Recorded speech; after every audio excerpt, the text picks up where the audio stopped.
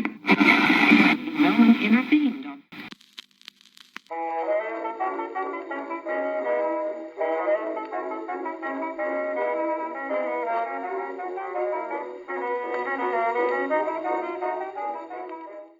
Hello, and welcome to Jacqui Just Chatters. I am your hostess, Jacqui Lents. With Mother's Day right around the corner, I decided I wanted to share a chat with my mom.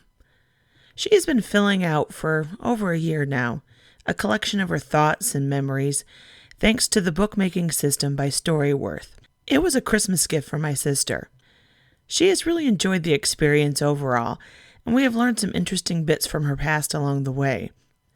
My work on this podcast has made me realize that while the finished book we are close to getting will be a treasure, I wanted to have a recorded version of some of the stories of my mom.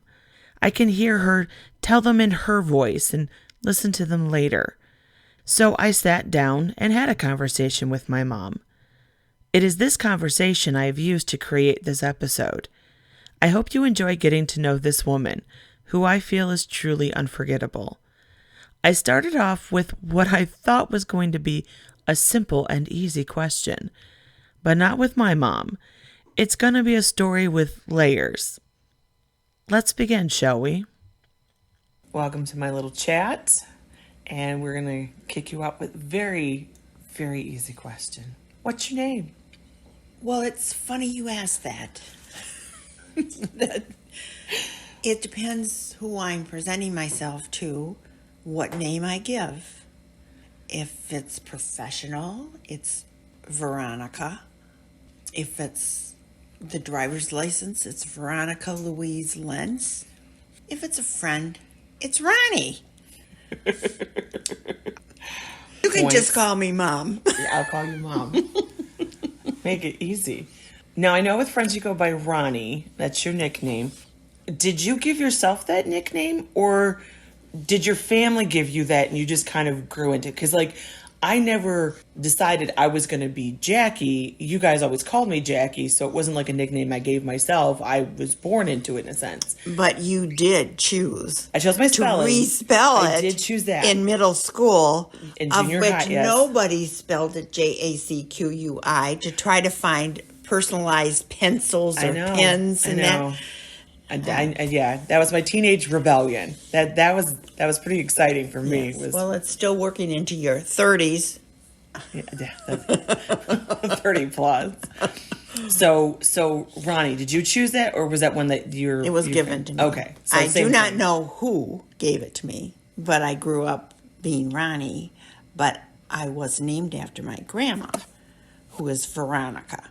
It was given to me, and I think it was spelled R-O-N-I, but some people still spell it R-O-N-N-I-E. My cousins. Oh. That's funny. I would never think to spell it that way. I'm so used to your spelling. If I ever hear the name Ronnie, it's R-O-N-I. Yeah, but that's unusual. It's just like the Jacqui. I'm used to that. I am R-O-N-I, and most everybody else is R-O-N-N-I-E. Huh. Never thought of that as the common spelling at all. Interesting. Okay, you learned. You're never safe from surprises. I knew that you were named after your grandmother. I always got the feeling that you didn't really adore your namesake. Didn't always have a super close relationship with your grandma. You were named after her, but I wasn't always, you had a warm and fuzzy feeling I'm so glad I'm named after my grandmother Veronica, that, it, not that you didn't love her, it's just that you didn't have this, uber bond. I don't remember if I loved her or not. I had compassion for her. She had a terrible, terrible hard life. And I don't know, I know you remember this, that she had 10, 11 children and only 2 survived. When one of the kids died because they were poor and didn't have the money, the church would not bury him. They wouldn't give him a funeral because they didn't have enough money to pay for the funeral. Do you remember where this was? Because they lived so many places. They lived in New York. They lived in Wisconsin. They lived in North Dakota. They lived in St. Louis. And then finally, Michigan was the last spot. They were on the run. I don't know why they lived in so many places. But I know that every person that my dad met that was from the town he was born in, we were to consider them family. And I had aunts and uncles up the kazoo, because if they were friends, we just called them aunt and uncle. And since if they were from the old country, they were an uncle. Yeah, and they were family. My mom grew up on the family bit of land. Her dad got a bit and built a house. Next door was his sister, my great auntie Eva, her family, and then my mom's namesake's house, the original family home. There are some stories about growing up with her cousins, but my mom was more interested in sharing the tales of growing into a young woman. She wanted to tell me about her first date. This story did not go the way I thought it would. Did you want to hear about my first date? Have I told you about my first date? I was in high school. I was a sophomore, and it was homecoming.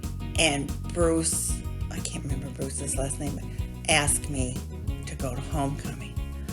I didn't sleep for weeks. I was so excited I was getting to go to a dance. I should mention that Bruce liked my girlfriend Nancy. And Nancy had been invited by somebody else, so he couldn't go with her. Oh, you were runner-up. Yes. Not only runner-up, it was, we could double then. Oh, so no. He knew what Nancy was doing. Oh, my gosh. And I was just dumb. Or I was You just didn't care. I didn't care. I was so You were excited going on a date. to go to dance. Oh, my goodness. When you came home, was it still worth it? Or were you really mad? I have You don't remember? no recall at all. You just remember the lead up. You don't But remember Nancy Nayers, I just talked to her on the phone last night. She doesn't remember any of this, does she?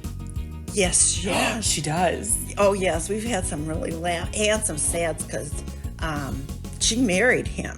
No, wait. The Bruce. Yes. The Bruce. She married him. Yes, and it didn't work well. Oh.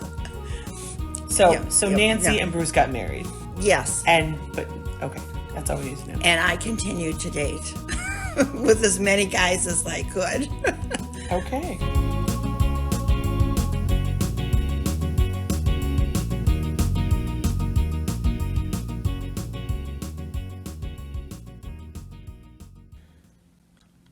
Okay. You became a stewardess in, was it 1967 or 68? 67, 68. Yeah, 67, 68. Okay, yeah. Now, the occupation meant something different back in the 60s than today. That I know. Can you explain that for people who, like, what was flight like back in the 60s that's different from now? Well, the aspect of being a stewardess back then was like 100 girls applied, 4 got the job. It was very prestigious. And I think I was so naive and stupid, but I had grown up learning how to be sociable, talk to people, wait on people from all the jobs I had dealing with the public. And it took me 3 times, one Eastern Airline, American Airlines, and I finally got hired by United because I learned at each interview. Well, it just makes sense. You learn with each interview, like anybody does with any job. Like, if you're smart, you do. I think most of us learn more from our failures than our successes. I agree with you, Jackie, but I don't want any more learning then. I don't think we get a choice with that. Okay, so it was very competitive. It sounds like very difficult. Yes. What did it mean to like go on a flight in the 1960s versus to go on a flight today? But back there, it was, I loved it. I just loved it. And if I got a chance to sit and look out the window and to watch the clouds go over And sometimes the pilots would, if there was nobody on the plane, we were deadheading or something, they let me sit up in the cockpit and see what it's like to fly into an airport, and I just loved it. What did And people wear? Well, we had our uniforms and everybody dressed up, yes, that there were no slouches when you flew. Because like last time I was on a everybody had plane, gloves. everybody's wearing like pajama bottoms and like slippers and Yeah, there was none of that. It was your Sunday best that you flew. And when you walked into the airport, it was just like fun. Like if you're in the service and you're in a uniform and you're sitting, notice how people will watch a veteran, or not a veteran, but a service uniform person, and they just watch you kind of thing. Well, as a flight attendant, you knew. people noticed you. Yes, they just followed you. And guys, miraculously, will come up and talk to you, bring up conversations for all. You got hit on a lot. Yeah. and interesting. Do you remember any of the stupid lines or things that the guys try to use on you? Well, if they worked, they weren't stupid. But I heard some original ones. And this one time I was out in Utah and I was staying over by myself in the hotel to pick up a flight the next day. And I'm not one to sit in the hotel room. Besides, even you stay in a lot of hotel rooms, but they have hotel rooms that are for flight attendants or stewardesses back then, which means they don't have to be picky on what it looks like. There's a bed with real cheap. They're not places you want to spend a lot of time. You're right. So I left and I walked to this museum, but of course, there's only so much I can. What is it when I'm trying to camouflage what I'm, so I don't want people to know I'm a stewardess. But if you got the coat and you got a hat, People they kinda kind of know. Yeah. So I was going through the museum and this guy comes up and we commenting on what we were looking at or whatever. And I said, oh, yeah. And he just walked with me all the way through the museum and then asked me out and drove me to the stockyards so I could see. I wanted to see all the livestock and stuff. He took you to see a bunch of animals. Yes. Okay. And just all around. Yeah, Is it Salt Salt Lake Lake City, City? yeah. Okay. So we went past the Temple. And that. And anyways, we're back at his apartment and he listens. He's on the choir for. Oh, the Mormon Tabernacle Choir. Yes. Oh, wow. So he's playing the music for me. And it was really, really interesting. And it was just so nice. And I just went back and that was it. You went to this strange guy's apartment that you'd never met. I took my guardian angels with me. No kidding. I have worn them out. Wow. And, yeah, I did. That was kind of stupid, but Wow. he seemed really nice. And then about 2 or 3 Anything weeks could later, when I'm home in Michigan, I get this letter. He has been trying to track me down. To that. He wrote to your house. He found out where you lived. Or No, I didn't live there. Somehow he found out. He knew I liked crackers because I told him all these things I told him about me in this letter. He sent me some crackers.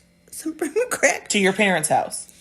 Yes, it was me. He says I should have gotten your phone number and all that. And he said, I would love to hear back from you and that. I had such a wonderful time and all this. And it was really sad because I said, well, I'm really sorry, but I just got engaged yesterday.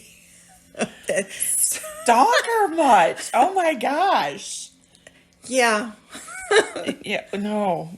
Okay. Wow.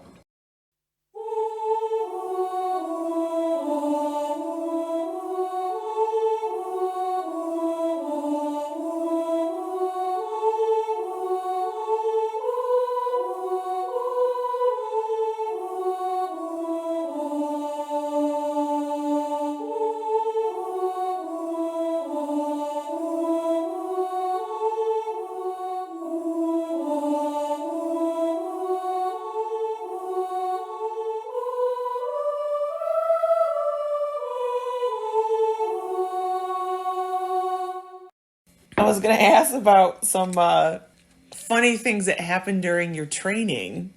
Oh, for one, they were just taking us on a flight and Lord, oh my God, we were gonna crash, and we had to prepare everything. Right? They did that to us, and then United had like 3 bad crashes. Oh, wow! In like the 10 years before I flew. Okay. And I knew on my first flight that we were going down. Wow. And that's fatalistic. No, because what am I here for? I'm here to save lives. So, you're going to be the angel of mercy. Correct. That comes in and saves it. You're going to be a superhero. Okay. That's what they train you for. To save people with heart attacks. This is why you're here. You're trained to. Not coffee. It's to save lives. Okay. So as we came in, I was in the middle seat, the stew seat, where I was by myself, and there was a first class in front of me and the coach behind me. And I was just moving in my seat just to get comfortable and slowly stretch over, bring my hands down to my ankles because I'm preparing for the crash. Now, these people in the coach behind me, I'm sure they were trying to figure out, what the hell is that stewardess doing up there? But we didn't crash. All that for nothing. No, well, I was prepared, and I laughed thinking of that next time. I know I'm here. Please don't let it happen now. I don't want it to go. I'm glad that you were never involved in a crash. Yeah, me too.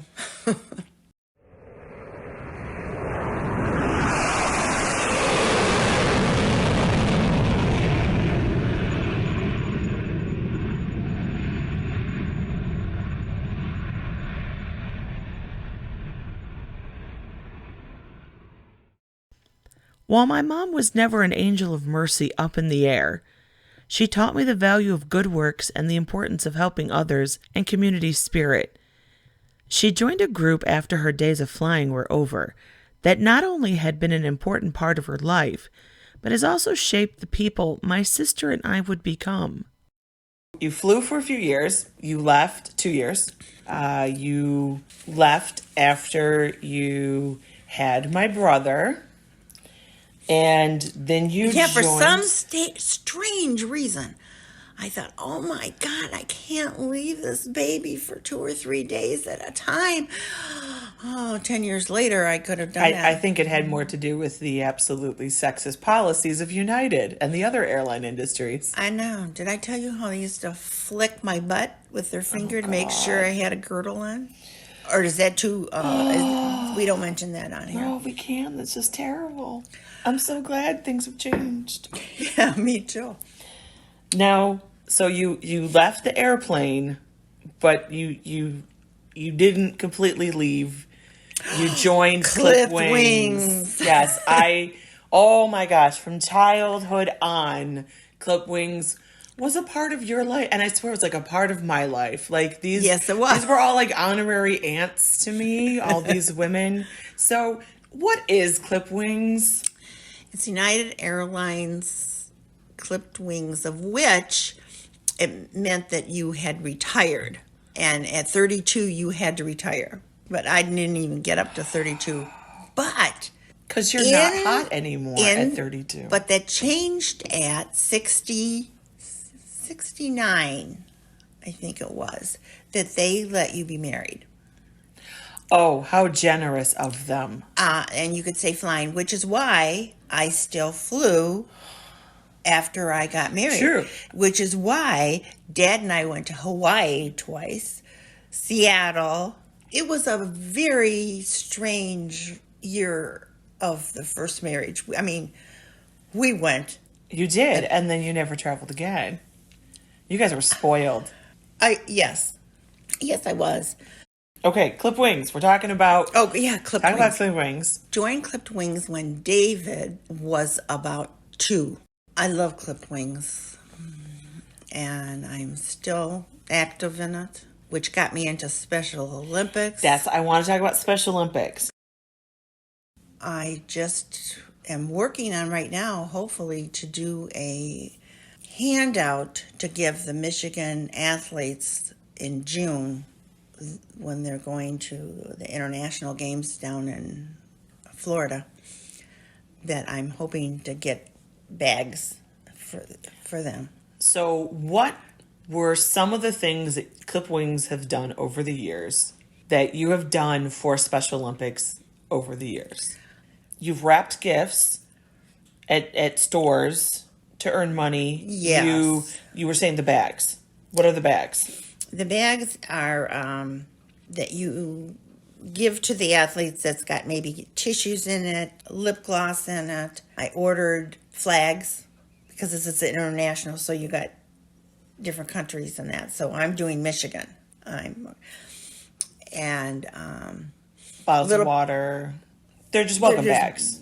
Just welcome that. What could they possibly need when they get into the hotel or in, some snacks? Okay. I remember working the events. Like, even as a kid, you guys would go, not only did you do like the bags, but you guys worked the actual events. And you took Nikki and I, and we would be runners, and we would like, oh, here were the tallies for the scores, and they need to go over to the judges or over here. Like we were just like, I thought we were used for legs. Too good to get you into it, because the feelings you get when you work with special. That was fabulous. I loved it. Yeah, you do. You just, because you're doing good, and it's such a neat group of people who are so kind to each other. I mean, they are each other's enemy, and not enemies, but competitors, yes. They're competing with each other, but they'll stop and help each other. Oh, they root each other on. Absolutely. And yes. They say, you can do it. Come on, you can do it. And I just love the feeling. And I wanted to share that with my daughters so that they would do it. And just so you know, they did when they were in Connecticut. Yes, I was thinking of Connecticut. That was a lot of fun when we got to go to the World International Olympics. Like, that was the celebrity, the big one there. It's funny. I know Arnold Schwarzenegger was there. Yes. But that's not who I really, like, don't ask me his name. But I remember Nikki and I meeting an astronaut.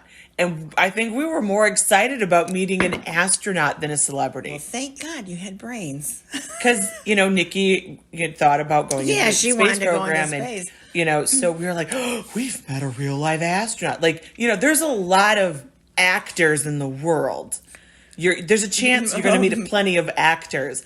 There's not many astronauts. Right. So we were really excited about me. And I'm like, I'm sad. I wish I could remember his name. And then, I had that for years. For years, we were just legs. We had to run stuff. And that year, I had the best job because they had us over at the weightlifting. And when you told me that we had scored the weightlifting job, I'm like, okay, I've done this before.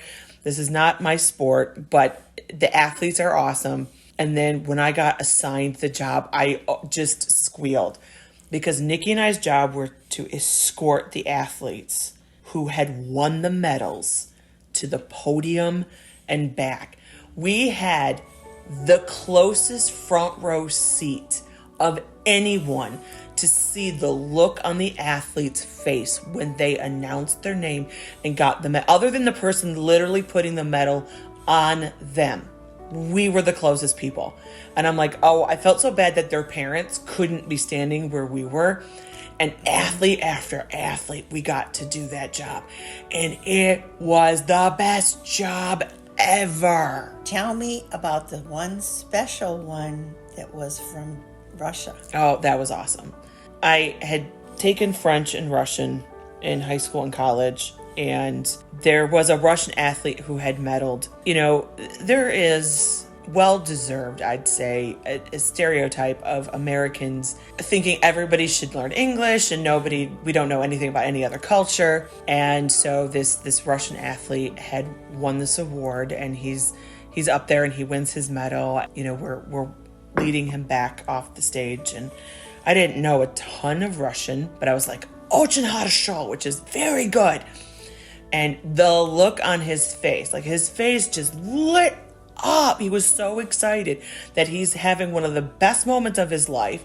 And there's somebody there who just spoke to him in his own language, and he just was super excited. And I was so glad that I could help be part of that moment and like use a little bit of my language to like be part. And I was so glad I was there. Now, okay, the story that you need to tell is when you took the family on the tour.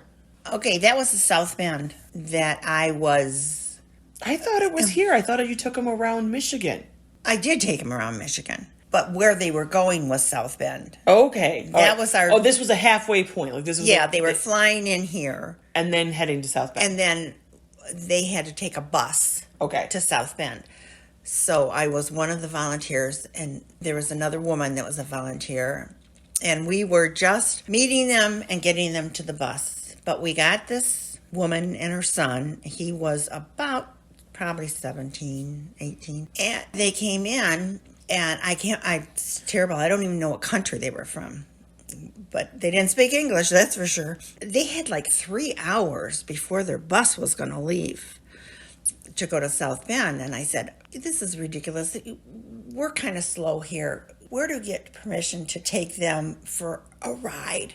Just to show them what Detroit Airport, around here, what it looks like. And he said, yeah, that's fine. We had the woman's book, her little translator book, but we were mostly doing hand gestures. But we took them, and we're coming out into the parking lot. And the first thing, I had a big Ford Galaxy back when they were like 22 feet long, the big. And the kid looked at the car and goes, "Wow!" It's a limo. It's a limo, right? So we took them around, and we drove them past a golf course and a shopping center, and the other woman, she lived near the airport. So we went to her house, and we're trying to figure out how to say, there's pictures on the buffet or something, and how do you explain, this is my brother, this is my husband, when you don't speak the language. So your hands are going back and forth. But we did that, and then I thought, okay, what is the United States really known for? McDonald's. Took him to the Golden Arches. So we took him to the Golden Arches and got him he was not too excited about the kiddie meal because he thought it was for they kids. think I'm stupid, And so I thought, okay, well, we have to win him over. So we took the little cars that they gave him, and she and I were playing races with each other, just ignoring him kind of, until we go, well, then he's kind of watching, and then was, okay, you try it. And we ended up taking them back, and they got on their buses, and we never saw them again. And then I can't remember how many years. Did I tell you how many years it was? I don't remember. I know it was Raleigh. It was Raleigh, North Carolina. North Carolina that we went to, and I was a volunteer there, and we were a group of us volunteers. We were just all sitting around talking about all of our experiences, and which every time you went, you had an experience somewhere, no matter where it was. But I was telling them about my first experience dealing with the Special Olympics and what we had done and how much fun we had and all that. And all of a sudden this guy stands up across the room. He walks over to me. He says, I want to shake your hand. And I said, well, he says, your story has gone all over Europe of what you did. That was one of the best moments I've had in my life of Do you knowing remember who he was? Of course not. Maybe I did then, but he was. I'd seen him before because he'd been to different... He worked for Special Olympics. Yeah, he was one of the top head honchos at Special Olympics. Okay. So he was like a coordinator for Special Olympics. He was somebody that, if you want to impress somebody, that's who you should impress. And you would become a legend. Oh my God, I never thought of that. It's the beginning of my legacy. What are we going to do this summer, Jack?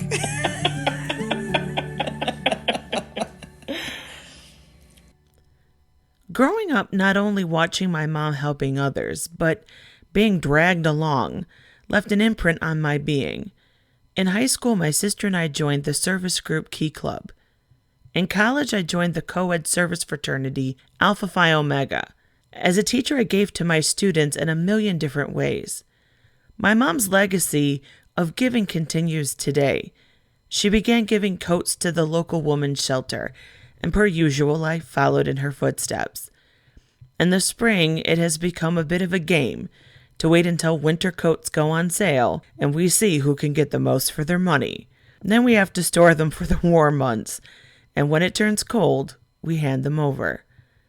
I know I wouldn't be the person I am today without the lessons she taught me about the value of doing our part, to have compassion, and remembering we live as a community, not as an island. I don't know I appreciated the lessons when I was 10, but I get them now. Thanks, Mom. And thank you, listeners, for joining me. Remember, you can follow on Apple Podcast, Spotify, Google Podcast, and iHeartRadio. Or you can find me, like, and subscribe on YouTube. My regular episodes come out every other Thursday. If you are enjoying these podcasts, I would be delighted if you shared with your friends, left a rating on Spotify, or a review on Apple Podcast. I hope you will come back for my next episode when I chat with my travel companion, Amy, and we discuss the majesty that is Mackinac Island. I wish you well.